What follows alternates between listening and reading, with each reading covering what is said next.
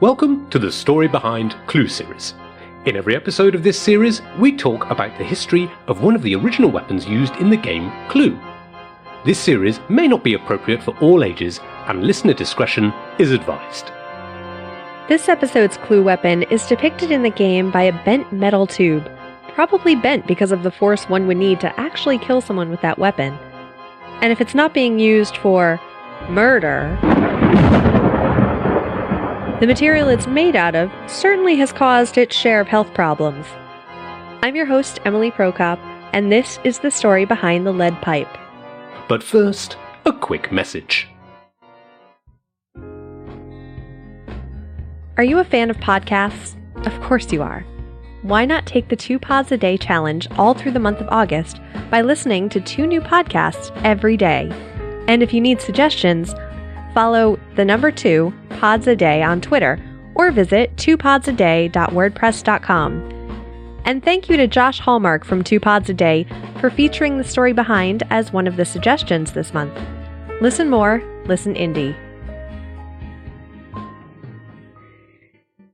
Pipes and plumbing have been around since at least 3000 BC, according to archaeologists who found copper pipes in palace ruins in India, and the first known flush toilet was in Crete in the 1700s BC.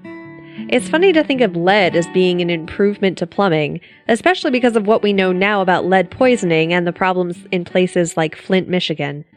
But the Roman Empire system for bringing water into Rome, known as the aqueducts, used not only lead for sanitary reasons, but also bronze and marble from 500 BC to the mid-5th century AD. Lead has been a popular metal for Western civilization for centuries.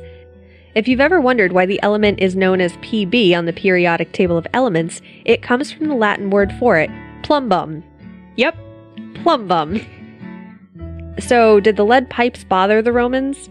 Well, Vitruvius, an architect known for his work under Caesar and Augustus, and probably most recognized as the man portrayed in Leonardo da Vinci's drawing, once remarked, "Water conducted through earthen pipes is more wholesome than that through lead. Indeed, that conveyed in lead must be injurious, because from it white lead is obtained, and that is said to be injurious to the human system." Now, back then there were a lot of implausible statements made about health, but this ended up being true, being that he observed the poor health of those working with lead at the time. Not only was it used for waterways, but also for making cookware like pots and kettles. It's even been suggested that lead poisoning could have been one of the contributing factors to the fall of Rome, but it's highly unlikely since they constantly kept the water running through the lead pipes, and mineral deposits from their hard water would coat them, giving it sort of a buffer between the lead and the water. Nowadays, we shut off water in our homes for the most part, leaving water to sit in pipes, and if those pipes are made of lead, there's more of a chance deposits will find their way into the water. As a side note, the FDA didn't begin enforcing a set limit on what they call leachable lead until about 50 years ago. This doesn't mean that old Fiesta ware passed down for generations contain lead necessarily, but lead testing kits are available in hardware stores to check for safety.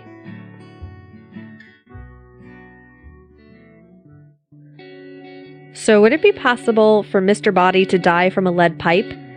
Well, maybe not die, but indulge me in a little bit of a rabbit hole. Lee Ving, lead singer of the punk band Fear, and played Mr. Body in the movie Clue, was 35 when the movie came out. So let's just say Mr. Body was the same age at the time the movie is set, 1954. That meant he would have well been born before the 1920s.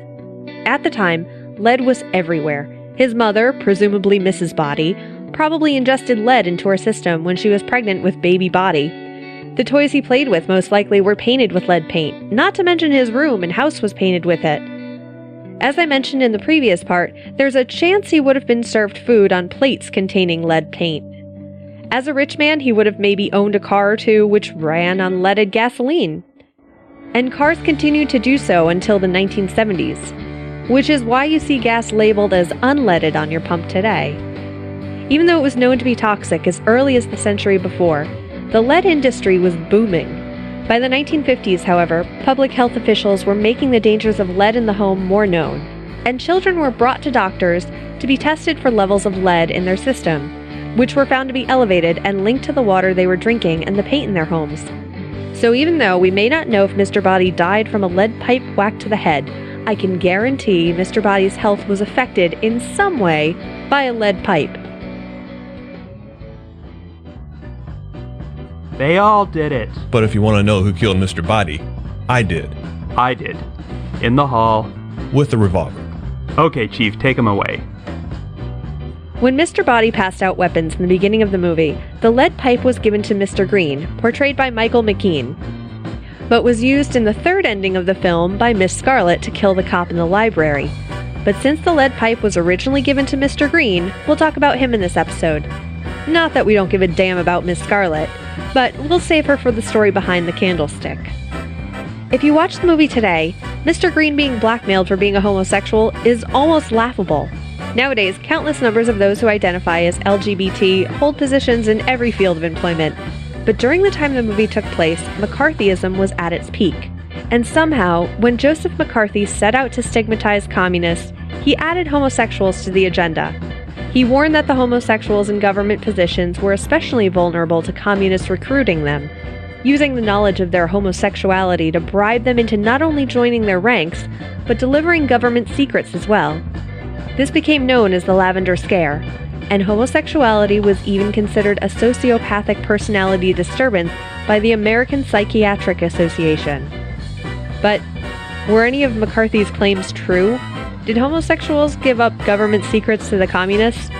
As far as we can tell, no. Besides, communism is just a red herring. I'm gonna go home and sleep with my wife.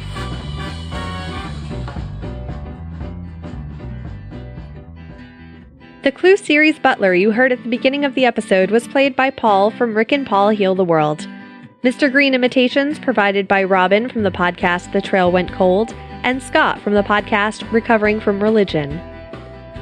The role of Vitruvius was played by Jeremy Collins from the Facebook group and podcast Podcasts We Listen To. If you'd like to add your voice to the podcast, join the Story Behind discussion group on Facebook to be notified when I'm looking for guest voices for the show. And that's the group, not the page. Sorry for the confusion.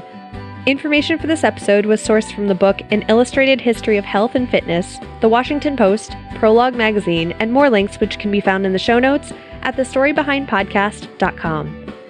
This episode was brought to you by the Story Behind executive producers who support the show through the Patreon page: Stargate Pioneer, Matt from the One Word Go Show, Sam Dunn, and newest executive producer, History Goes Bump.